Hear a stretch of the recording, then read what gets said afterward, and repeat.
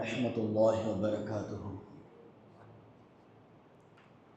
الحمد لله نحمده ونصلي على رسوله الكريم، أما بعد فأعوذ بالله من الشيطان الرجيم بفضل بسم الله الرحمن الرحيم.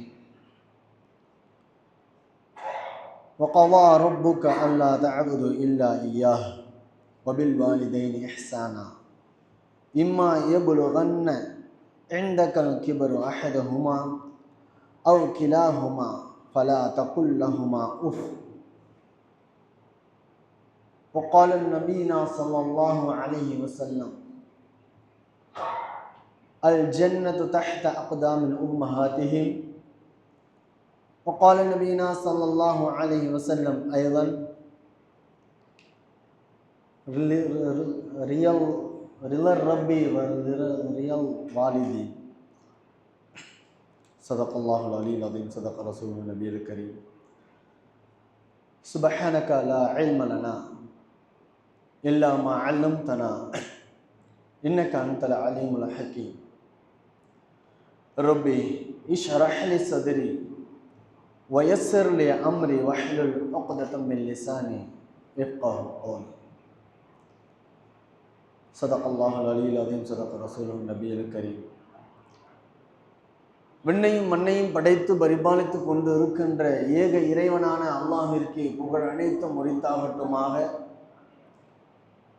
ஈருலக சர்தார் எம்பெருமானார் ரசூலே கரீம் ஸல்லல்லாஹு அலைஹி வஸல்லம் அன்னவர்கள் மீதும் அன்னவர்களுடைய அடிச்சுவற்றை அடிப்பிசகாமல் பின்பற்றி வந்த சத்திய சஹாபாக்கள் மீதும் தாபிஈன்கள், தாபிஈன்கள், நாதாக்கள், ஷுஹதாக்கள், அன்பியாக்கள், அவுலியாக்கள், இன்னும் நம் அனைவர்களின் மீதும் அல்லாஹ்வுடைய சாந்தியும் சமாதானமும் என்றென்றும் நின்றும் நிலவட்டுமாக. ஆமீன். கண்ணியத்திற்குரிய அல்லாஹ்வின் நல்லடியார்களே, பெரும் கிருகைகளை ஹாஜிமார்கள் முடித்துவிட்டு தன்னுடைய சொந்த ஊருக்கு திரும்புகின்ற இந்த ஹஜ்ஜுடைய மாதத்துடைய கடைசி மாதத்தில் கடைசி வாரத்தில் நாம் வீற்றிருக்கின்றோம். எத்தனை ஹாஜிமார்கள் ஹஜ்ஜு செய்தார்களோ அவர்களுடைய கிருகைகளை அல்லாஹு தஆலா பரிபூர்ணமான முறையிலே மக்பூல் செய்வானாக, மப்ரூர் ஆக்குவானாக. இன்னும் இன்ஷா அல்லாஹ் சும்மா இன்ஷா அல்லாஹ் சும்மா இன்ஷா அல்லாஹ் அடுத்த வருடங்களில் நாமும் ஹஜ் செய்கின்ற மாக்கியத்தை நம் அனைவருக்கும் அல்லாஹ் நசீபாக்குவானாக. ஆமீன். கண்ணியத்திற்குரியவர்களே, பல விஷயங்கள் தங்களுக்கு மத்தியிலே உரையாட வேண்டும், பல விஷயங்களை சொல்ல வேண்டும் என்று ஆர்வம் இருந்தாலும் கூட அதற்குண்டான வார்த்தைகள், அதற்குண்டான பேச்சுகள் அல்லாஹ் எதை வெளியாக்குவானோ அதை மட்டும்தான் வெளியாக்குவான். உண்மையை சொல்ல வேண்டும் என்று சொன்னால் எனக்கு அந்த அளவுக்கு பேச தெரியாது. பேச்சாற்றல் மிக்கவர்கள் எத்தனையோ இமாம்களை நீங்கள் பார்த்திருக்கலாம். சில அளவிற்கு மட்டுமே எனக்கு பேச தெரியும். ஏதாவது தவறுகள் இருந்திருந்தால் அல்லாஹ்விற்காக என்னை மன்னித்துக் கொள்ளுங்கள். கண்ணியமானவர்களே, இன்று நான் எடுத்துக்கொண்ட தலைப்பு என்னவென்று சொன்னால் பெற்றோர்களின் கவனம். பெற்றோர்களுக்கு நாம் செய்கின்ற, பிள்ளைகள் செய்கின்ற பணிவிடைகள் என்ற தலைப்பிலே அல்லாஹ் என் உள்ளத்தில் ஒதுக்கி செய்ததை உங்கள் முன் சொல்லுகின்றேன். அதற்கு முன்பாக அல்லாஹ் தன் புத்தகம் அல் குர்ஆனிலே பெற்றோர்களை பற்றி எவ்வாறு சொல்லுகின்றான், பறைசாட்டுகின்றான், நம்மிடத்திலே உரிமையாக கட்டளையிடுகின்றான் என்பதை நாம் பார்ப்போம். அல்லாஹ் தஆலா சொல்லுகின்றான், எந்தெந்த இடத்திலெல்லாம் அல்லாஹுவை வணங்கும்படி அல்லாஹ் தஆலா ஏவுகின்றானோ, கட்டளையிடுகின்றானோ, அல்லா தஅபுது இல்லா இய்யாஹ், அவனையே நீங்கள் வணங்குங்கள், அவனை தவிர வேறு யாரும் வணங்காதீர்கள் என்று எங்கெல்லாம் அல்லாஹ் கட்டளையிடுகின்றானோ, அடுத்து என்ன சொல்லுவான் என்று சொன்னால் வபில் வாலிதைனி இஹ்சானா, தாய் தந்தையர்களிடத்தில் அழகிய முறையிலே நடந்து கொள்ளுங்கள்.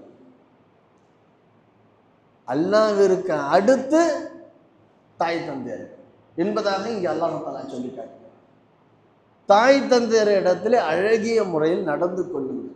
எந்த அளவிற்கு சொல்ல போனால் இன்று உள்ள காலகட்டத்தில் நாம் பார்த்தோம் என்று சொன்னால், வயோதிகமானாலே போதும், தாய் தந்தையர்களுக்கு வயோதிகமானாலே போதும், என்ன மதிக்கிறது இல்லை. என்னிடத்தில் ஓதுகின்ற சிலர் சொல்லுகின்றதை நான் கேட்டிருக்கின்றேன். பெரியோர்கள் சிலர் ஓதுகின்றார்கள், அவர்கள் சொல்கின்றதை நான் கேட்டிருக்கின்றேன். என் பிள்ளையை கண்டால் எனக்கு பயமாக இருக்கிறது. ஏதோ சொன்ன அடிச்சிருவானோன்னு ஒரு பயம்.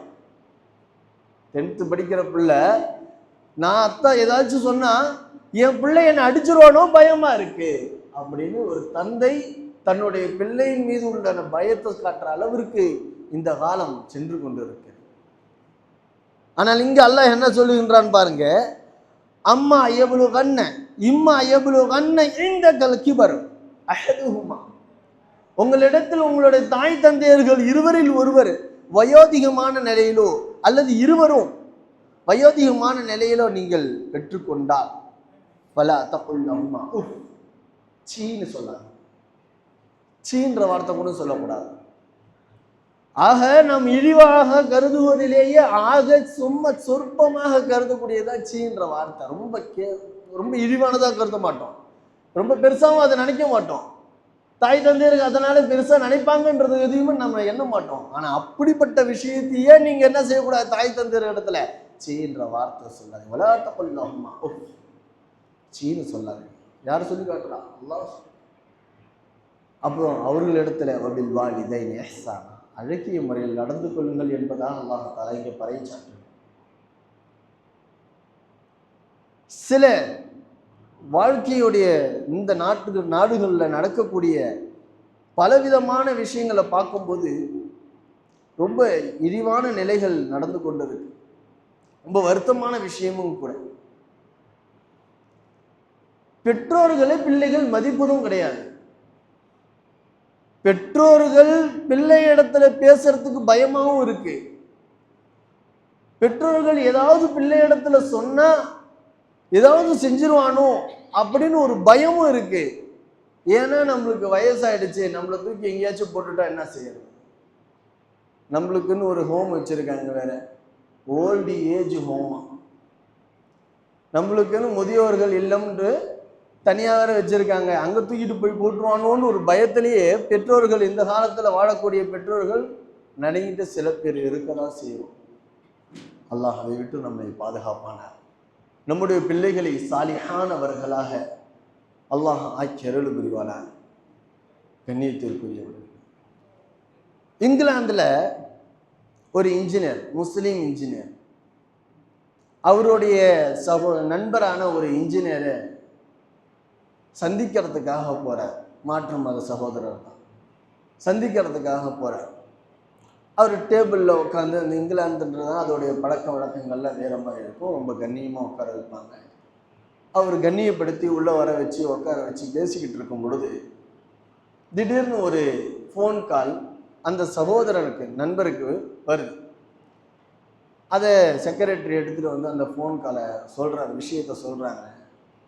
சொல்லும் பொழுது உங்களுடைய தாய் இறந்துட்டாங்களாம், ஆஸ்பத்திரியில் இருந்த உங்களுடைய தாய் இறந்துட்டாங்க, வஃபாத் ஆயிட்டாங்க என்ற செய்தியை சொல்றார்.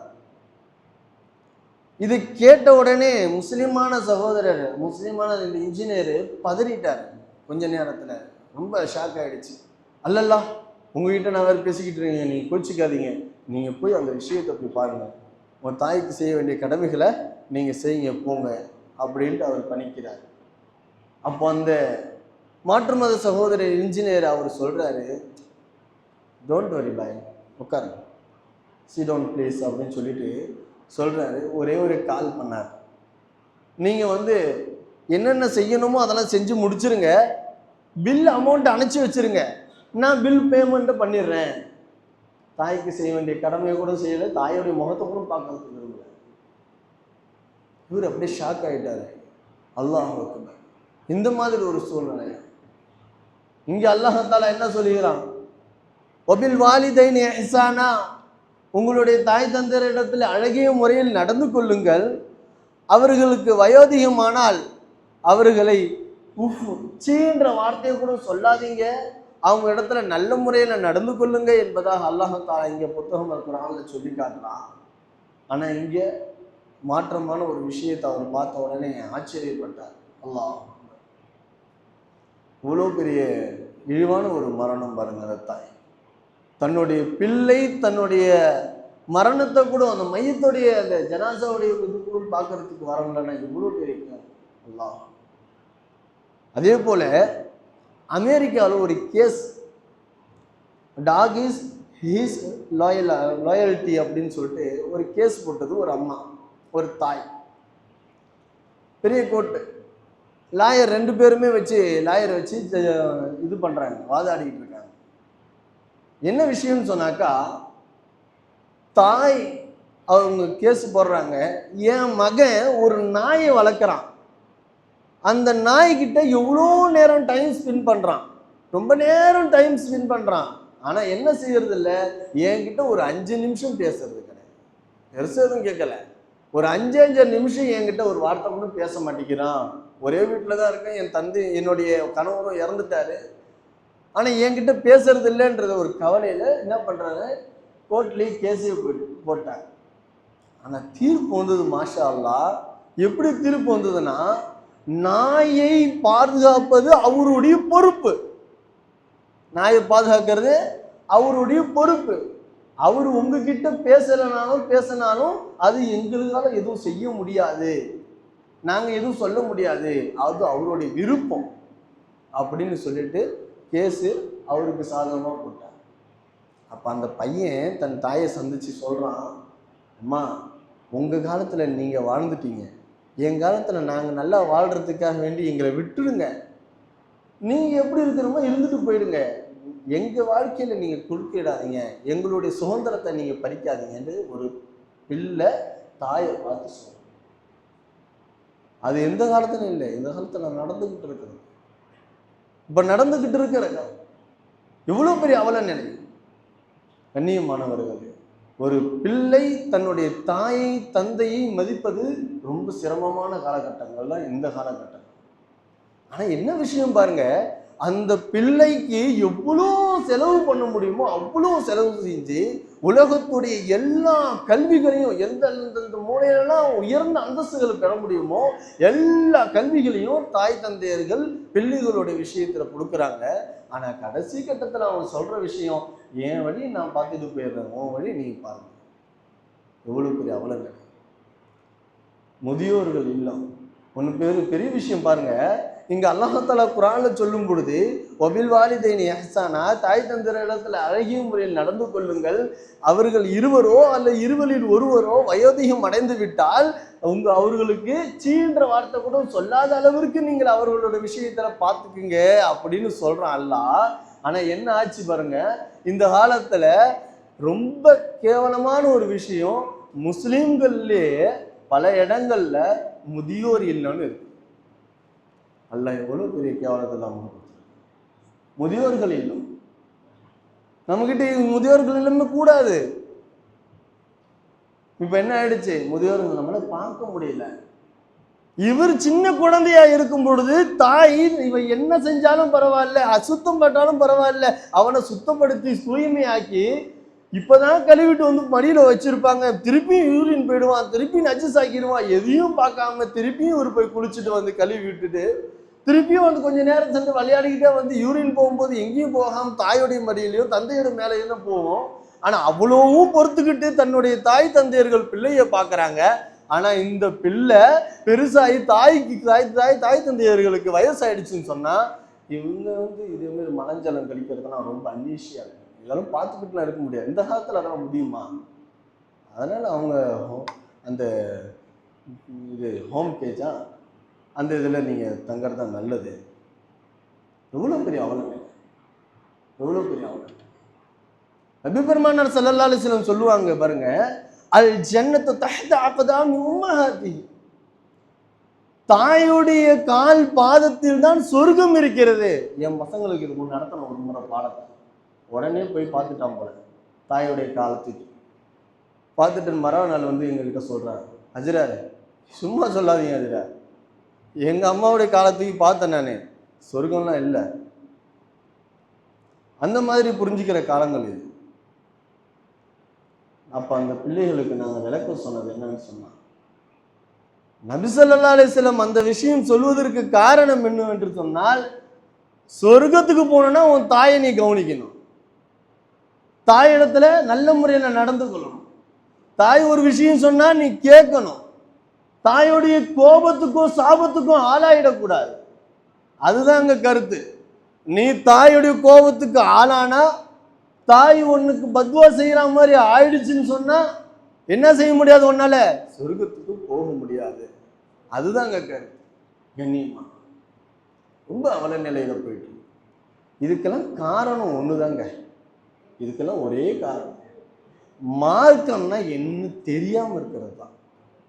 மார்க்கம்னா என்னன்னு தெரியல, பேசிக்கா தெரியல. அப்புறம் எங்க பேஸ்மெண்ட்டை வீக்கு பில்டிங் ஸ்ட்ராங்கு அப்படின்னு சொல்லுவாங்கல்ல, அதே போல பேஸ்மெண்ட்டுமே தெரியல. நம்ம முஸ்லீம் சொல்லிக்கிற அப்துல்லா அல்லாஹ்வுடைய அடியான் அப்படின்னு பேர் வச்சிருக்காரு, அப்துல் ரஹ்மான் ரஹ்மானுடைய அடிமை அப்படின்னு பேர் வச்சிருக்காரு. எல்லாம் முஸ்லீம் சார்ந்த எல்லா விஷயங்களும் செஞ்சிருக்காரு. ஆனா என்ன இல்ல, முஸ்லீமா இருக்கிறதுக்கு என்ன செய்யணும்ன்றது தெரியல, முஸ்லீம்னா என்ன எப்படி நடந்துக்கணும்ன்றது தெரியல, முஸ்லிம்கள் யார் யார் இடத்துல எப்படி நடந்து கொள்ளணும், எப்படி வியாபாரம் செய்யணும், எப்படி பேசணும், எல்லாத்தையும் ஏட்டு அல்லாஹ் தஆலா நம்மளுக்கு பெருமானார் ஸல்லல்லாஹு அலைஹி வஸல்லம் மூலமா வாழ்ந்து கற்றுக் கொடுத்தார். நபி ஸல்லல்லாஹு அலைஹி தன் மனைவியிடத்துல எப்படி நடக்கணும், தன்னுடைய பிள்ளைகள் இடத்துல எப்படி நடந்து கொள்ளணும், எல்லாமே சொல்லி கொடுத்தது நபி பெருமானார் ஸல்லல்லாஹு அலைஹி வஸல்லம். ஆனா இந்த காலம் இருக்கே, அல்லாஹ் அக்பர், அல்லாஹ் பாதுகாக்கணும். எங்க உஸ்தாத் அடிக்கடி சொல்லுவாங்க, நான் அடிக்கடி இந்த ஜும்மாவில் சொன்னது இருந்தது, இருந்தாலும் ஞாபகம் வருது. எங்க உஸ்தாத் அடிக்கடி சொல்லுவாங்க, குர்ஆன் கியாமத்து நாள் அன்று உயர்த்தப்பட்டு விடும். குர்ஆன் இருக்கு, கியாமத்து நாள்ல உயர்த்தப்பட்டு விடும். நம்ம நினைச்சுக்கிட்ட சின்ன பிள்ளை தானே, அப்ப நினைச்சுக்கிட்டது ஒருவேளை எல்லா கிதாபும் எல்லாம் தூக்கிடுவோம் போல, வானத்துல எப்படி தூண்டி போட்டு மீனை பிடிக்கிற மாதிரி உலகத்துல இருக்கிற எல்லா கிதாபும் அப்படியே பறக்கும் வானத்துல அப்படின்னு நினைச்சுக்கிட்டோம். அப்புறம் தான் புரிஞ்சது, இப்போ உள்ள காலத்துல வெளியே வந்த பிறகுதான் எங்களுக்கு தெரியுது ஏன் குர்ஆன் உயர்த்தப்படும். சொல்லி கொடுக்கறத கேட்கறதுக்கு ஆள் இல்லை, எல்லா வாய்ப்புகளும் சில இடங்கள்ல தான் அல்லாஹ் தஆலா அதை கொடுப்பான். ஆனா அந்த வாய்ப்புகளை பயன்படுத்துறதுக்கு ஆள் கிடையாது. அந்த மாதிரி ஒரு தருணங்கள் தான் இந்த உலகத்தை நடக்கும்.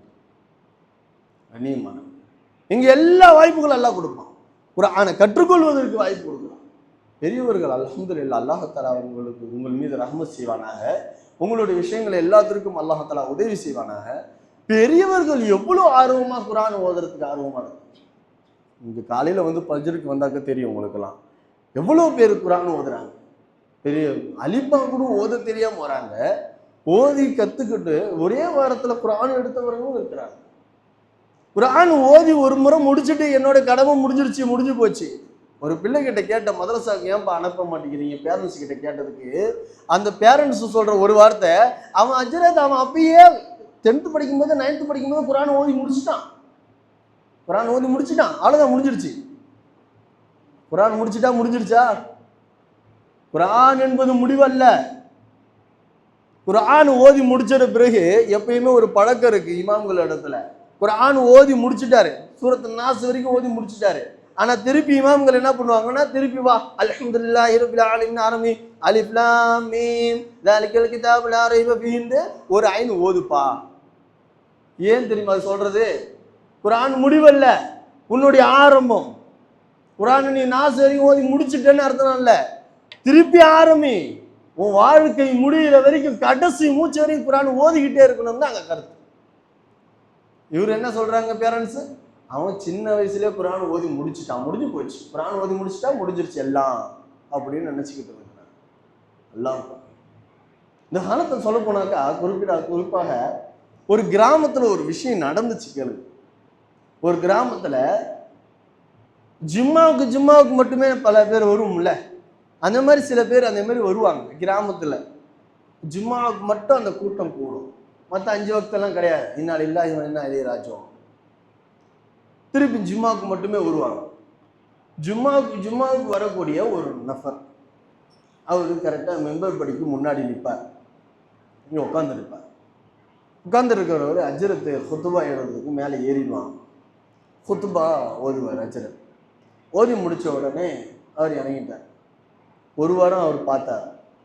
2வது வாரமும் வந்தார். அங்கே உட்காந்துக்கிட்டாரு. இங்கே அஜரத்து குத்துபா ஓதி முடித்தார். அவர் பார்த்துக்கிட்டு இருந்தார். அவருக்கு கொஞ்சம் முகம் சிரிச்சுக்கிட்டு இருந்தவர் கோபமாக ஆரம்பிச்சிட்டார். குத்துபா ஓதிட்டு தான் இருக்கார், வேற எதுவும் செய்யல. அஜரத்து குத்துபா ஓதுறாரு. அவர் முறைக்க ஆரம்பித்தார். 3வது வாரமும் வந்தார். வந்து உக்காந்தார். அஜரத் ஏறினார். குத்துபாவுக்கு குச்சி எடுத்தார், அசா குச்சை எடுத்து உக்காந்து ஓத ஆரம்பித்தார்.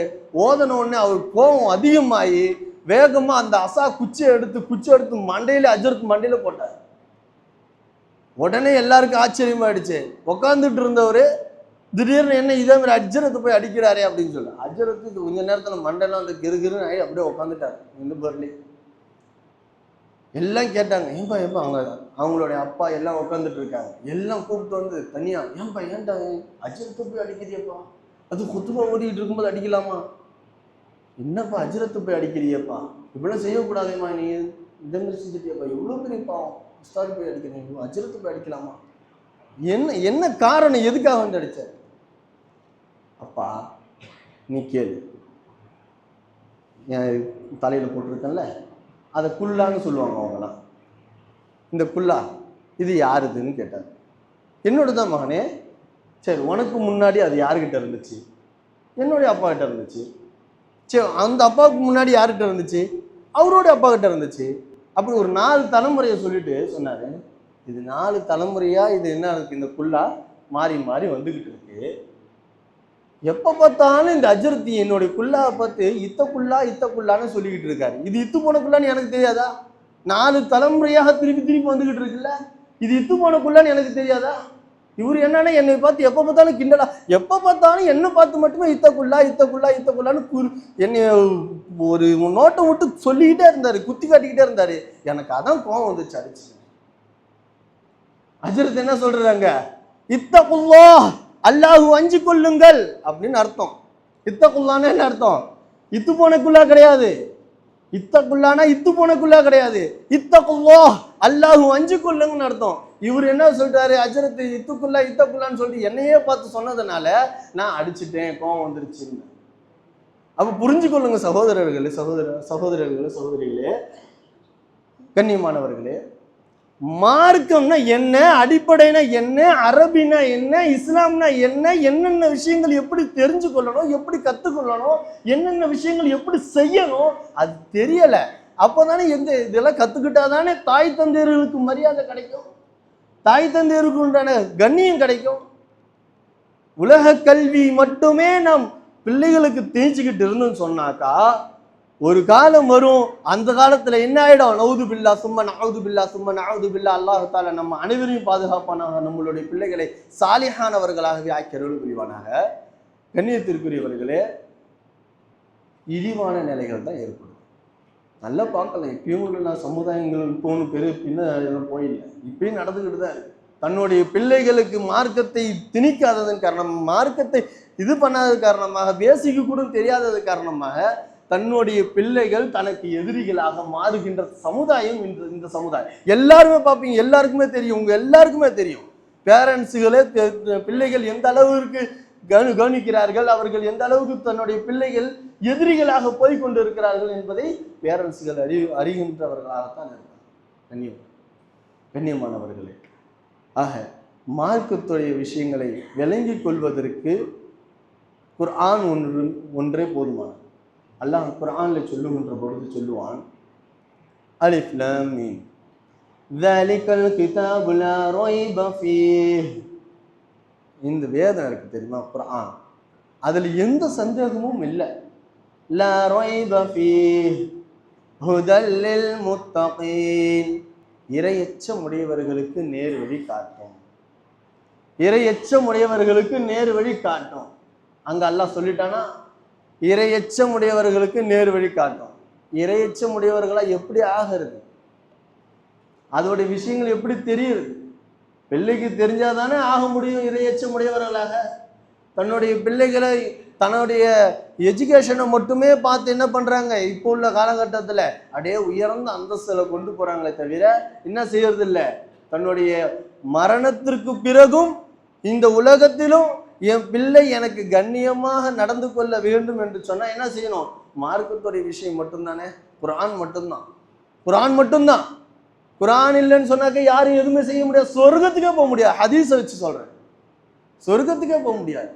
குர்ஆன் இல்லை சொர்க்கத்திற்கு செல்ல முடியாதுன்னு அல்லாஹ் தஆலா பெருமானா ஸல்லல்லாஹு அலைஹி வஸல்லம் மூலமா சொல்லி காட்டுவாங்க. நபி ஸல்லல்லாஹு அலைஹி வஸல்லம் அவர்கள் ஒரு ஹதீஸ் சொல்லுவாங்க, நீங்கள் சொர்க்க குர்ஆன் உடையவர்களை கண்டு அல்லாஹ் தஆலா சொல்லுவான், நீங்கள் சொர்க்கத்துடைய வாயில நின்று கொண்டு குர்ஆனை ஓதிக்கொண்டே சொர்க்கத்தை நுழைவீராக. எப்படி உலகத்தில் வரத்திலில் குர்ஆன தர்தீலா, நிறுத்தி நிறுத்தி குர்ஆனை ஓதினீர்களோ அதே போன்று சொர்க்கத்தில் நிறுத்தி நிறுத்தி ஓதுவீராக, உங்களுடைய படித்தரங்களை உயர்ந்து கொண்டே செல்வீராக, உயர்த்தி கொண்டே செல்வீராக. அப்போ உலகத்தில் என்பதாக பெருமானார் ஸல்லல்லாஹு அலைஹி வஸல்லம் சொல்லி காட்டுறாங்கன்னா, அப்போ சொர்க்கத்திலே என்ன சொல்றான் அல்லாஹ், உலகத்தில் குர்ஆனை ஓதணும். அந்த மாதிரி நீ என்ன பண்ற, சொர்க்கத்திலையும் ஓதி படித்தரங்களை அந்தஸ்துகளை உயர்த்தி கொண்டே போ. கண்ணியமானவர்களே, ஆக உலகத்துல நம் குர்ஆன் தெரிகின்றவர்களாக இருந்தாலும் சரி செய்து கொள்ளுங்கள். குர்ஆனை தெரியாதவர்களாக இருந்தால் தயவு செய்து இங்க வாய்ப்புகள் ஏற்படுத்தப்பட்டு இருக்கிறது, அந்த வாய்ப்புகளை தயவு செய்து அடைந்து கொள்ளுங்கள், பெற்றுக்கொள்ளுங்கள். இல்லை என்றால் நாமே நஷ்டவாளிகள் என்பதை நன்றாக புரிந்து கொள்ளுங்கள். வாய்ப்புகளை அல்லாஹ் எல்லாருக்கும் கொடுக்க மாட்டான் சகோதர சகோதரிகளே.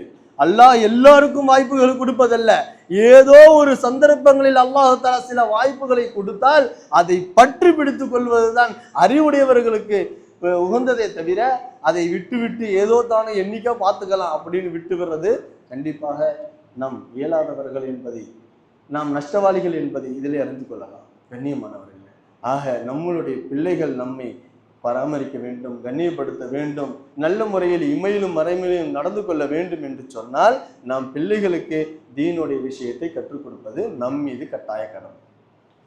நாமும் உயர்ந்த அந்தஸ்துகளை பெற வேண்டும், அல்லாஹ்விடத்தில் உயர்ந்த நன்மைகளை பெற வேண்டும், சொர்க்கத்தில் உயர்ந்த பதவிகளை அடைய வேண்டும் என்று சொன்னால் நாமும் குர்ஆன் உடையவர்களாக ஆக வேண்டும். ஆக சிறு பிள்ளைகளுக்கும் இங்கு குர்ஆனுடைய ஓதுவதற்குண்டான எல்லா வாய்ப்புகளும் கொடுத்திருக்கிறான் அல்லாஹ் தஆலா. அதே போன்று இங்கு பெரியோர்களும் குர்ஆனை ஓதுகின்ற வாய்ப்புகளையும் அல்லாஹ் தஆலா ஏற்படுத்தி கொடுத்திருக்கின்றான். ஆக வாய்ப்புகளை பயன்படுத்தி அல்லாஹ் தஆலா உங்களையும் நம்மையும் சொர்க்கத்தில் உயர்ந்த சொர்க்கமான ஜன்னத்துல் ஃபிர்தௌஸ் என்கின்ற சொர்க்கத்தில் இங்கு ஒன்று கூட்டதே போன்று அங்கேயும் நம்மையும் நம் சகோதரர்களையும் நம்முடைய பிள்ளைகளையும் எங்கள் சங்கதியர்களையும் மனைவி மக்களையும் முஸ்லிமான ஆண் பெண் அனைவர்களையும் ஒன்று கூட்டுவானாக. அல்லாஹ்வுடைய திருப்பொருத்தத்தை பெறுகின்ற பாக்கியத்தை தருவானாக. ஆமீன். வாஹிரு துஆனா அல்ஹம்துலில்லாஹி.